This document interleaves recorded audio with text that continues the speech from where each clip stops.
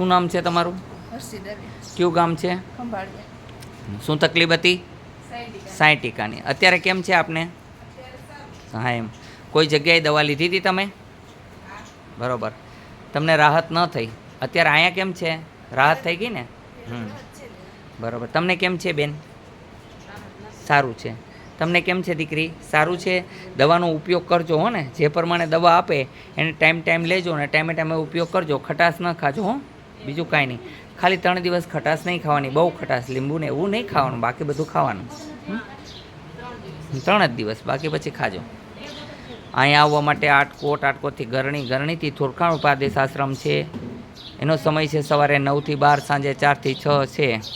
હવે અમરેલી જિલ્લાની અંદર ધન્વંતરી નામનો મેડિકલ છે, ત્યાં પણ મારી દવા મળશે. અને બાબરાની અંદર સિવિલ હોસ્પિટલની સામે આસોપાલવ મેડિકલ છે, ત્યાં આગળ મારી બધી પ્રકારની દવા મળશે. જેમ કે ચિકનગુનિયાની દવા મળશે, શેમ્પૂ મળશે, દુખાવાની દવાઓ મળશે. તમામ વસ્તુ મારી આસોપાલવ મેડિકલમાંથી પણ મળી જશે તમને.